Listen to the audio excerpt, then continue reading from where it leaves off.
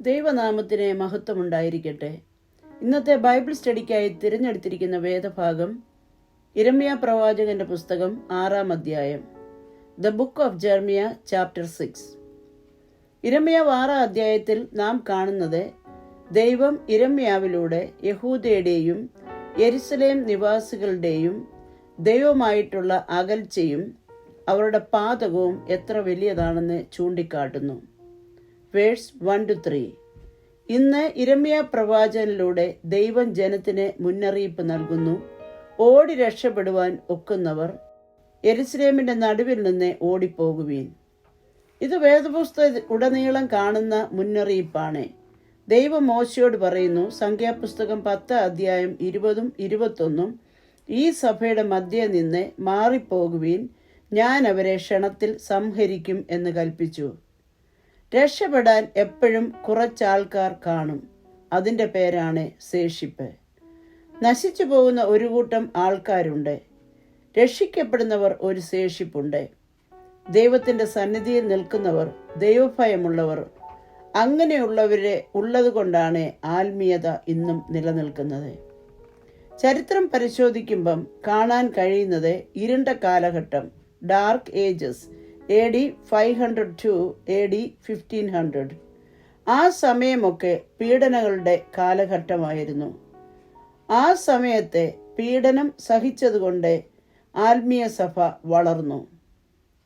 പിന്നെ 14th സെഞ്ച്വറിക്ക് ശേഷം നവോത്ഥാന കാലഘട്ടത്തിലാണ് ക്രൈസ്തവ ചരിത്രം ഉടലെടുക്കുന്നത്. ഇരുളടഞ്ഞ കാലഘട്ടത്തിലും ലോകം മുഴുവൻ കുത്തഴിഞ്ഞ് ദൈവിക ബോധമില്ലാത്ത സാഹചര്യത്തിൽ ഒരു ശേഷിപ്പ് എവിടെയൊക്കെയോ ഉണ്ടായിരുന്നു.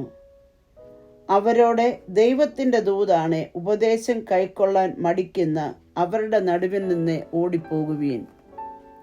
രക്ഷപ്പെടുവാൻ ആഗ്രഹിക്കുന്ന ആൾക്കാരോട് ദൈവത്തിൻ്റെ ദൂതാണ് ഓടിപ്പോവുക. ലോത്തിനോട് ദൂതന്മാർ പറഞ്ഞു, ഇവിടം വിട്ട് ഓടിപ്പോവുക. ഇവിടെയും പറയുന്ന ദൂത് ഇതാണ്: ദേശം നശിക്കുവാൻ പോകുന്നു. മാനസാന്തരപ്പെടാൻ മനസ്സില്ലാത്തവർ, മടങ്ങി വരാൻ ആഗ്രഹമില്ലാത്തവർ, അതുകൊണ്ട് ദേശത്തിലേക്ക് വെള്ളം കുത്തിയൊഴിച്ചു വരുന്നത് പോലെ ദൈവത്തിൻ്റെ കോപം ജാതികളിലൂടെ വെളിപ്പെടാൻ പോകുന്നു. അതുകൊണ്ട് ആഹ്വാനം ചെയ്യുന്നു, ബെന്യാമീൻ മക്കളെ, യെരുശലേമിൻ്റെ നടുവിൽ നിന്ന് ഓടിപ്പോകുവീൻ. ഈ പട്ടണം നശിക്കുവാൻ പോകുന്നു. സമഭൂമിയിൽ നിന്ന് മലകളിലേക്ക് ഓടിപ്പോകുവീൻ. തെക്കോവയിൽ നിന്ന് കാഹള ശബ്ദവും ബെത്ത് ഹക്കേരേമിൽ നിന്ന് അടയാളമായിട്ട് ഒരു കൊടി ഉയർത്തുവീൻ. വടക്ക് നിന്ന് അനർത്ഥവും നാശവും വരുന്നു. ഓമനിച്ചു വളർത്തിയ സുന്ദരിയായ സിയോൻ പുത്രിയെ ഞാൻ നശിപ്പിക്കും. അത് യെരുശലേമിനെ കുറിച്ച് പറയുന്നു. ഇടയന്മാർ ആട്ടിൻ കൂട്ടങ്ങളോട് കൂടെ വന്ന് അവൾക്കെതിരെ കൂടാരമടിക്കും. ഇത് റെപ്രസെന്റ് ചെയ്യുന്നത് ബാബിലോൺ ആർമി തൻ്റെ സോൾജിയേഴ്സായി വന്ന് ജെറുസലേമിനെ ആക്രമിക്കും. വേഴ്സ് 4. യെരുശലേമിന് വരാൻ പോകുന്ന നാശത്തെക്കുറിച്ച് ഈ വാക്യത്തിൽ പറയുന്നു: prepare for battle against her, rise up, let us attack at noon. ഈ 6-ാം അധ്യായം മുഴുവനും നാം കാണുന്നത് ദൈവം യെരുശലേമിനോടും യഹൂദയോടും വേർ ഗോഡ് വാണ്ട്സ് of an impending judgment. Verse 5. ഇവിടെ ബാബിലോൺ സോൾജേഴ്സിനെ വിളിക്കുന്നു, രാത്രിയിൽ ചെന്ന് ജെറുസലേമിനെ ആക്രമിക്കുക. ആക്രമിച്ച് കയറി ചെന്ന് അതിൻ്റെ അരമനകളെ നശിപ്പിക്കുക. അതുപോലെ ജനം ദൈവത്തെ ത്യജിച്ച് കളഞ്ഞിരിക്കുന്നു. വേഴ്സ് 6. സൈന്യങ്ങളുടെ യഹോവ ഇപ്രകാരം കൽപ്പിക്കുന്നു: ദൈവകോപം ജെറുസലേമിന് നേരെ ആഞ്ഞടിക്കാൻ പോകുന്നു. കാരണം അവർ ദൈവത്തെ തള്ളിക്കളഞ്ഞ് ദുർമാർഗത്തിൽ ജീവിക്കുന്നു. വേഴ്സ് 7. കിണറ്റിൽ പുതുവെള്ളം നിറയുന്നത് പോലെ ജെറുസലേമിൽ പുതിയ അകൃത്യങ്ങൾ ഓരോ ദിവസവും നിറയുന്നു. ജെറുസലേമിൽ നിന്ന് എപ്പോഴും ഉയർന്നു കേൾക്കുന്നത് ആക്രമണത്തിൻ്റെയും നശീകരണത്തിൻ്റെയും സ്വരമാണ്. ജെറുസലേം ദൈവസ്നേഹത്തിൽ നകന്നപ്പോൾ മനുഷ്യനോടുള്ള സ്നേഹബന്ധത്തിൽ നിന്നും അവരെ അകന്നു. ദൈവകോപം നിമിത്തം ദേശത്തെല്ലാം രോഗങ്ങളും മുറിവുകളും വ്യാപിക്കുന്നു. പട്ടണം വഷളത്വവും കഠിനമായ പാപം മൂലം നശിച്ചുകൊണ്ടിരിക്കുന്നു. പട്ടണത്തിലെല്ലാം നിരാശയും വേദനകളും അസമാധാനവും വർദ്ധിക്കുന്നു. വേഴ്സ് 8. യെരൂശലേമേ, നീ എൻ്റെ താക്കീത് കേൾക്കുക, അല്ലെങ്കിൽ ഞാൻ നിന്നെ വിട്ടകലും, നിന്നെ വിജനമായ മരുഭൂമിയാക്കും. ഇത്രയൊക്കെ പാപം യെരൂശലേം ചെയ്തിട്ടും ദൈവരാജ്യം അവകാശമാക്കുവാനും വരാൻ പോകുന്ന നാശത്തിൽ നിന്ന് ഒഴിഞ്ഞു മാറുവാനും ദൈവം അവരോട് ആഹ്വാനം ചെയ്യുന്നു. വേഴ്സ് 9. സൈന്യങ്ങളുടെ കർത്താവ് ഇപ്രകാരം അരുളി ചെയ്യുന്നു: മുന്തിരിയുടെ കാല പെറുക്കുന്നത് പോലെ ഇസ്രായേൽ ശേഷിപ്പിച്ചവരെ തേടിപ്പിടിക്കുക. മുന്തിരിപ്പഴം ശേഖരിക്കുന്നവനെ പോലെ അതിൻ്റെ ശാഖകളിൽ വീണ്ടും തിരിയുക. ദൈവത്തിൻ്റെ ന്യായവിധി ദൈവത്തെ തിരസ്കരിച്ച എല്ലാ ഇസ്രായേൽ മക്കൾക്കും ഉണ്ടാകും. വേഴ്സ് 10. യിരെമ്യാവ് വളരെ വിഷാദത്തോട് പറയുന്നു: എൻ്റെ താക്കീത് കേൾക്കാൻ ആരാണുള്ളത്? ചെവി അടഞ്ഞിരിക്കുന്നത് കൊണ്ട് അവർക്ക് കേൾക്കാൻ കഴിയുകയില്ല, എന്നെ ശ്രദ്ധിക്കാൻ കഴിയുകയില്ല. കർത്താവിൻ്റെ വചനത്തോടെ അവർക്ക് യാതൊരു താല്പര്യവുമില്ലാത്തത് കൊണ്ട് അവർ വചനം പുറകോട്ടെറിഞ്ഞു കളഞ്ഞു. വേഴ്സ് 11. ദൈവത്തിൻ്റെ വചനം കൂടെ കൂടെ ഇസ്രായേൽ ജനതയെ അറിയിച്ചിട്ടും അവർ കൂട്ടാക്കാത്തത് കൊണ്ട് ദൈവത്തിൻ്റെ കോപവും അവർക്ക് വരുവാൻ പോകുന്ന നാശവും അവരെ അറിയിക്കാൻ ദൈവം യിരെമ്യാവോട് ആവശ്യപ്പെടുന്നു. This verse, Jeremiah expresses the prophet's burden of delivering God's message of impending judgment. യിരെമ്യാവ് പറയുന്നു, എനിക്കിനി കോപം അടക്കി വെക്കുവാൻ സാധ്യമല്ല, ഞാൻ തളരുന്നു. കർത്താവ് അരുളി ചെയ്യുന്നു, ആ കോപം തെരുവിലെ കുട്ടികളുടെ മേലും യുവാക്കളുടെ മേലും കൂട്ടങ്ങളുടെ മേലും ഒരുപോലെ ഒഴിക്കുക. ഭർത്താവും ഭാര്യയും വൃദ്ധനും വയോധികന്റെ മേലും അത് ചെന്ന് പതിയട്ടെ. വേഴ്സ് 13. ദൈവകോപം യെരൂശലേമിന്റെയും യഹൂദയുടെയും മേൽ പതിക്കുന്നു. The people are warned that their homes, fields and even their wives will be taken and given to others. ആ ദേശത്തെ നാശം ഭവിക്കുവാൻ പോകുന്നു. വേഴ്സ് 13. നിസ്സാരന്മാർ മുതൽ മഹാന്മാർ വരെ എല്ലാവരും അന്യായ ലാഭത്തിൽ ആർത്തി പൂണ്ടിരിക്കുന്നു. നാം വായിച്ച വചനത്തിൽ ആ കാലത്തുണ്ടായിരുന്ന മുഴുവൻ ആളുകളെയും കുറിച്ച് പറഞ്ഞിരിക്കുന്നു. 1 ആബാലവൃദ്ധം ആളുകൾ, 2 പ്രവാചകന്മാർ, 3 പുരോഹിതന്മാർ. അവരൊക്കെയും ആബാലവൃദ്ധം ദൈവ്യാഗ്രഹികളാണ്. അന്നത്തെ പ്രവാചകന്മാരും പുരോഹിതന്മാരും ഒരുപോലെ വ്യാജം പ്രവർത്തിക്കുന്നു. ഇന്നത്തെ കാലവുമായി നമ്മളൊന്ന് താരതമ്യം ചെയ്തു നോക്കിയാൽ വ്യത്യസ്തമല്ല. വളരെ വേഗത്തിൽ ധനവാനാകുവാൻ ശ്രമിക്കുന്നവരുടെ എണ്ണം ഇന്നും കൂടുന്നു. 1 തീമോഥെയോസ് 6:10 പറയുന്നു, ദൈവീയാഗ്രഹം സകലവിധ ദോഷത്തിനും മൂലമല്ലോ. ദൈവീയാഗ്രഹത്തെക്കുറിച്ച് കർത്താവ് പറഞ്ഞു, അത് അനീതിയുള്ള മാമോനാണ്. പ്രവാചകന്മാർ ദൈവത്തിൻ്റെ അറിയിപ്പ് ജനങ്ങൾക്ക് കൊടുക്കുന്നു. പുരോഹിതന്മാർ ജനങ്ങൾക്കും ദൈവത്തിനും മധ്യസ്ഥത നിൽക്കുന്നു. വേഴ്സ് 14. ഇവിടെ ജനത്തിൻ്റെ മുറിവുകൾ അത് ചികിത്സിക്കുക എന്നത് വേദപുസ്തകത്തിലുടനീളം കാണാം. ജനം അന്യദൈവങ്ങളെ കൊണ്ടുവന്ന് വൃക്ഷങ്ങളുടെ ചൂട്ടിലും അവരവരുടെ വീടുകളിലും വെച്ച് ആരാധിച്ചു. എല്ലാത്തിൻ്റെയും സമൃദ്ധി നിമിത്തം അവർ തിന്നു കുടിച്ച് വേശ്യാഗ്രഹങ്ങൾ തേടിപ്പോയി. വീടുകളിൽ കൂലി പിടിച്ചു വെച്ചും വഞ്ചനയുടെ സ്വത്തും കരുതി വെച്ചും അവർ സമ്പന്നന്മാരായി. ദൈവത്തിൽ നിന്ന് അകലുമ്പോൾ നമ്മുടെ ജീവിതത്തിൽ എല്ലായിടങ്ങളിലും ഒരു തകർച്ചയുണ്ടാകും. അന്നത്തെ കാലത്ത് പുരോഹിതന്മാരും പ്രവാചകന്മാരുമാണ് ജനത്തെ നടത്തേണ്ടത്. അവരുടെ ഇടയിലും വ്യാജത്തരമാണ്. ഈ ജനത്തിന് സമാധാനമില്ലാതെ അവർ അഴലുമ്പോൾ ഇവർ ന്യായവിധിക്കകത്ത് നിൽക്കുകയാണ് ഈ സമയം. പക്ഷേ അന്നത്തെ പുരോഹിതന്മാരും പ്രവാചകന്മാരും അവരോട് സമാധാനം സമാധാനം എന്ന് പ്രസംഗിക്കുകയാണ്. ജനത്തിന് സ്വസ്ഥതയില്ല, ജനത്തിന് രക്ഷയില്ല, ജനത്തിന് സമാധാനമില്ല. ആ സമയത്തും അവരുടെ പാപങ്ങൾ ചൂണ്ടിക്കാട്ടി അവരോട് ദൈവത്തിങ്കിലേക്ക് മടങ്ങി വരാൻ പറയേണ്ടവർ അവരോട് പറയുന്നു, സമാധാനമാണ്, രക്ഷയാണ്, വിടുതലാണ്, ഉയർച്ചയാണ്. ഇതുതന്നെ പറഞ്ഞുകൊണ്ടിരിക്കുന്നു. പക്ഷേ സമാധാനത്തിനുള്ള വഴിയും മുഖാന്തരവും അവരിൽ മറഞ്ഞു കിടക്കുമ്പോഴും അത് തെളിയിച്ചു കൊണ്ടുവരുവാനുള്ളവർ അവർക്ക് ഉപദേശം കൊടുക്കാതെ സമാധാനം എന്ന് പറഞ്ഞാൽ അത് ദൈവസന്നിധിയിൽ അത് വ്യാജമായിട്ടാണ് ദൈവമായ കർത്താവ് ഇവിടെ ചിത്രീകരിക്കുന്നത്. അകന്നു പോകാതെ ദൈവത്തോടടുത്ത് വന്നാൽ ദൈവം മുറിവ് കെട്ടും. വേഴ്സ് 15. ഹീനകൃത്യങ്ങൾ പ്രവർത്തിച്ചപ്പോഴും അവർക്ക് ലജ്ജ തോന്നിയില്ല. ലജ്ജയായതിൽ അവർക്ക് മാനം തോന്നുന്നു. ലജ്ജിക്കാൻ അവർക്ക് അറിഞ്ഞുകൂടാ. അതുകൊണ്ട് അവർ ദൈവം അവരെ സന്ദർശിക്കുന്ന നാളിൽ നശിച്ചു പോകും. വേഴ്സ് 16. യഹോവയായ കർത്താവ് ഇപ്രകാരം അരുളിച്ചെയ്യുന്നു: വഴിക്കവലകളിൽ നിന്ന് ശ്രദ്ധിച്ചു നോക്കുക, പഴയ പാതകൾ അന്വേഷിക്കുക, നേരായ മാർഗം നേടി അതിൽ സഞ്ചരിക്കുക. അപ്പോൾ നിങ്ങൾ വിശ്രാന്തി അടയും.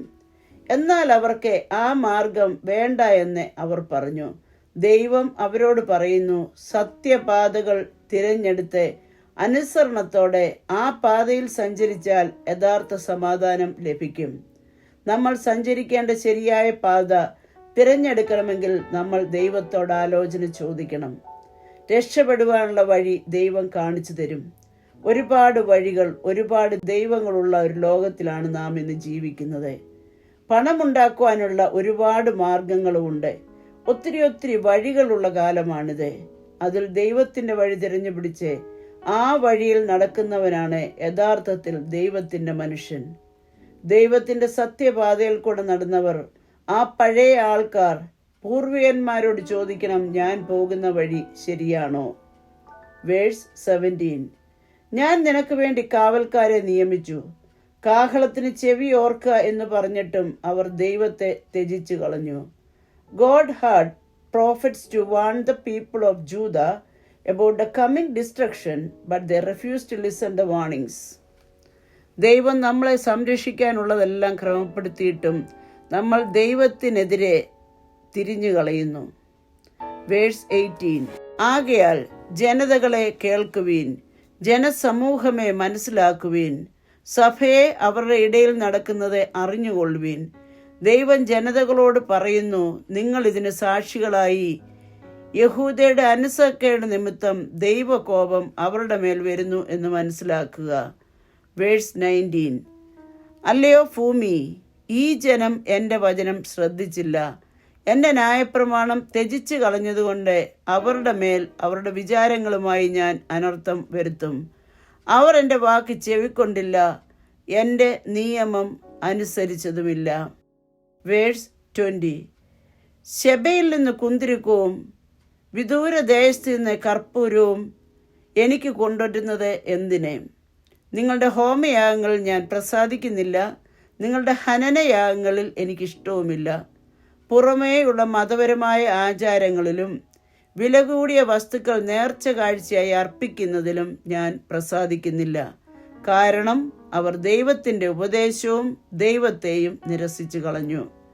സങ്കീർത്തനം 57:17 പറയുന്നു, ദൈവത്തിൻ്റെ ഹനനയാഗങ്ങൾ തകർന്നിരിക്കുന്ന മനസ്സ്, തകർന്നും നുറുങ്ങിയും ഇരിക്കുന്ന ഹൃദയത്തെ ദൈവമേ നീ നിരസിക്കയില്ല. വേഴ്സ് 21.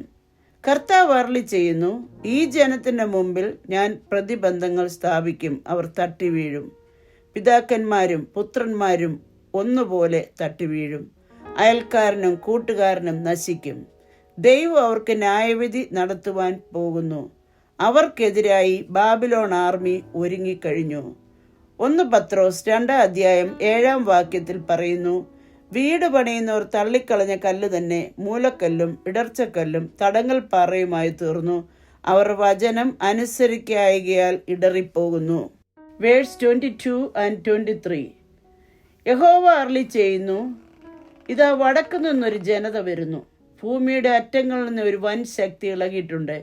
ജൂദായോട് ദൈവം മുന്നറിയിപ്പ് നൽകുന്നു, ബാബിലോൺ ആർമി ശക്തിയോടെ ജൂദായുടെ മേൽ വന്ന് ന്യായവിധി നടത്തും. ബാബിലോൺ ആർമി യഹൂദയ്ക്ക് നേരെ കരുണയില്ലാതെ വളരെ സൈന്യത്തോടെ ശക്തമായി വില്ലും കുന്തവും ഏന്തി കുതിരപ്പുറത്ത് യെരുശലേമിനെയും യഹൂദയെയും ആക്രമിക്കാൻ ഒരു ഭയവുമില്ലാതെ അണിയണിയായി വരുന്നു. കുതിരയുടെ കാലച്ചയുടെ ശബ്ദം കടൽ പോലെ ഇരയ്ക്കുന്നു. ബാബിലോൺ ആർമി അവരെ കഠിനമായി ഉപദ്രവിക്കും. Verse 24 and 25. ജനങ്ങൾ ബാബിലോൺ ആർമി അവരെ നശിപ്പിക്കാൻ വരുന്നുവെന്ന വാർത്ത കേട്ട് അവർ ഭയവിഹ്വലരായി. അവർക്ക് പേടിയും വിറയലും പിടിച്ച് ഒരു സ്ത്രീക്ക് പ്രസവ വേദന അനുഭവപ്പെടുന്നത് പോലെ അവർ വേദനയാൽ ഞരങ്ങി. നിങ്ങൾ വയലിലിറങ്ങിയോ വഴിയിലൂടെ നടക്കുകയോ അരുത്. ശത്രുവിൻ്റെ വാൾ അവിടെയുണ്ട്. എല്ലായിടവും ഭീകരാവസ്ഥയാണ്. എല്ലായിടവും ബാബിലോൺ ആർമി വളഞ്ഞിരിക്കുകയാണ്. വേഴ്സ് 26. എൻ്റെ ജനത്തിൻ്റെ പുത്രി, നീ ദുഃഖിച്ചും വിലപിച്ചും ഇരിക്കാതെ മാനസാന്തരപ്പെടുക. സംഹാരകൻ നിനക്കെതിരെ കടന്നു വരുന്നു. കോട്ട കാത്തുകൊള്ളുക. വന്നു ഭവിക്കാൻ പോകുന്ന നാശത്തെക്കുറിച്ച് വിലപിക്കുക. രട്ടുടുത്ത് വെണ്ണീരിൽ ഉരുളുക. ദാനിയേൽ പ്രവചനം 9-ാം അധ്യായം 3-ാം വാക്യം. അപ്പോൾ ഞാൻ ഉപവസിച്ചും രട്ടുടുത്തും വെണ്ണൂരിൽ ഇരുന്നു കൊണ്ട് പ്രാർത്ഥനയോടും യാചനകളോടും കൂടെ അപേക്ഷിക്കേണ്ടതിന് ദൈവമായ കർത്താവിങ്കിലേക്ക് തിരിഞ്ഞു. വേഴ്സ് 27-30. ദൈവം യിരെമ്യാവിനെ യഹൂദ ഇസ്രായേൽ ജനതകളുടെ ഇടയിൽ ഒരു പരീക്ഷകനും മാറ്റി നോക്കുന്നതിനുമായി അവരുടെ ആത്മീയത ദൈവിക നിലപാടുകൾ അറിയാൻ അയച്ചു. യിരെമ്യാവ് കണ്ടത് ജനങ്ങൾ ശാഠ്യക്കാരും അനുസരണയില്ലാത്തവരും ധാർമ്മികമായി അധംപതിച്ചവരും അയോഗ്യന്മാരുമാണ്. അവർ തങ്ങളുടെ ഹൃദയം ലോഹത്തെ പോലെ കഠിനമാക്കുന്നു. അവർ ദുഷ്കാര്യത്തിനായി അവരുടെ ഹൃദയം ഒരുക്കുന്നു. ഉലശക്തിയായി ഊതുന്നു. ഈയം തീയിൽ ഉരുകുന്നു. ഈ ശുദ്ധീകരണമെല്ലാം വെറുതെയാണ്. എന്തെന്നാൽ ദുഷ്ടന്മാർ നീക്കം ചെയ്യപ്പെടുന്നില്ല. ദൈവം യിരെമ്യാവിനോട് പറയുന്നു, ജനങ്ങളുടെ ഹൃദയം പിച്ചളയും ഇരുമ്പ് പോലെ കഠിനമായിരിക്കുന്നു. അവർ മഹാമത്സരികളാണ്. യഹൂദയെ ദൈവം തള്ളിക്കളഞ്ഞിരിക്കുന്നു. അതുകൊണ്ട് ഒന്നിനും കൊള്ളാത്ത, എല്ലാവരാലും നിന്ദിക്കുന്ന കറക്കൻ വെള്ളി എന്നവർക്ക് പേരാകും. ദൈവത്തിൻ്റെ ഉദ്ദേശമോ നമ്മുടെ ശുദ്ധീകരണം തന്നെ.